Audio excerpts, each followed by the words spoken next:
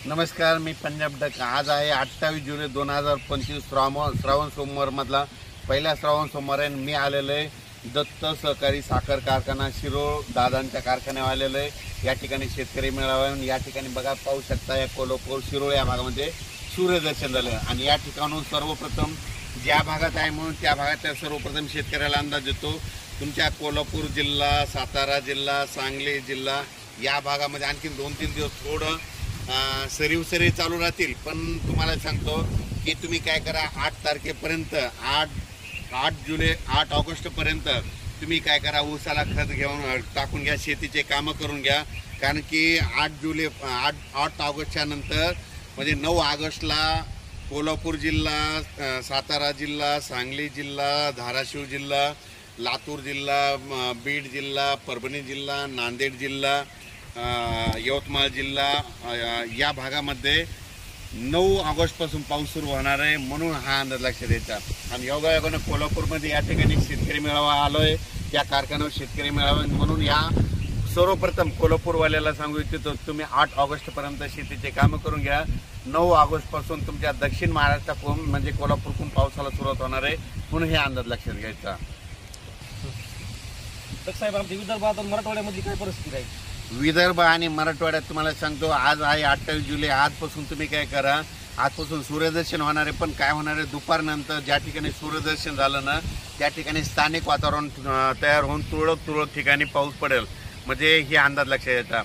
पण तुम्हाला एक सांगतो की विदर्भ आणि मराठवाड्यातल्या शेतकऱ्यांनी काय करायचं, पूर्व विदर्भ आणि पश्चिम विदर्भ तुम्ही काय करा, शेतीचे कामं 8 ऑगस्टपर्यंत शेतीचे कामं करून घ्या, फवारण्या करून घ्या। सोयाबीनला देखील फवारण्या करा, कापसाला देखील खत घालून घ्या। त्याच्यानंतर ज्या ठिकाणी सोयाबीनमध्ये पाणी साचलं तिथं सुपर फॉस्फेट टाका, कारण की तिथलं पाणी आटून जातं।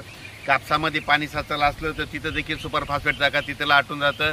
आणि तुमचे कापस ओंबळत असेल तर काय करा, त्या कापसाच्या बुडाला पाय द्या। पाय दिल्याच्या नंतर तुमची ती मर देखील थांबते। म्हणून हे लक्षात घ्यायचं। पूर्व विदर्भ आणि पश्चिम विदर्भामध्ये सांगायचं झालं तर 8 ऑगस्टपर्यंत आता हवामान कोरडं राहणार आहे, सूर्यदर्शन होणार आहे। 9 ऑगस्टपासून परत पावसाला सुरुवात होणार आहे। आणि विदर्भामध्ये पूर्व आणि पश्चिम विदर्भामध्ये 10 ऑगस्ट ते 14 ऑगस्ट दरम्यान पश्चिम विदर्भ आणि पूर्व विदर्भामध्ये पाऊस सुरू होणार आहे। म्हणून हा अंदाज लक्षात घ्यायचा। आणि मराठवाड्यामध्ये सांगायचं झालं तर परभणी जिल्हा, लातूर जिल्हा, बीड जिल्हा, धाराशिव जिल्हा, नांदेड जिल्हा, हिंगोली जिल्हा या भागामध्ये 9 ऑगस्टला वरुण राजाचं आगमन होणार आहे। म्हणून तुम्ही काय करा, 8 ऑगस्टपर्यंत शेतीचे कामे करून घ्या। त्याच्यानंतर राहिला जालना जिल्हा, संभाजीनगरकडे 11 ऑगस्टला तिकडल्या भागामध्ये पाऊस येणार आहे। म्हणून हे अंदाज लक्षात घ्यायचा। त्याच्यानंतर जळगाव जिल्हा, नाशिक जिल्हा, धुळे, नंदुरबार नगर, अहिल्यानगर, त्याच्यानंतर पुणे या भागामध्ये 11 ऑगस्टपासून ते 16 ऑगस्टच्या दरम्यान तिकडे परत पाऊस येणार आहे। म्हणून हा अंदाज लक्षात घ्यायचा। म्हणजे सांगायचं झालं तर 9 ऑगस्टला सुरुवात होणार आहे। मी आता योगायोगाने कोल्हापूरला दत्त कारखान्यावर 9 ऑगस्टला सुरुवात होणार आहे। कोल्हापूर, सातारा, सांगली, सोलापूर जिल्हा, धाराशिव जिल्हा, लातूर जिल्हा, नांदेड जिल्हा, हिंगोली जिल्हा, यवतमाळ जिल्हा, परभणी जिल्हा, बीड जिल्हा या भागामध्ये 9 ऑगस्टपासूनच पावसाला सुरुवात होणार आहे। म्हणून तुम्ही काय करा, 8 ऑगस्टपर्यंत शेतीचे कामे करून घ्या।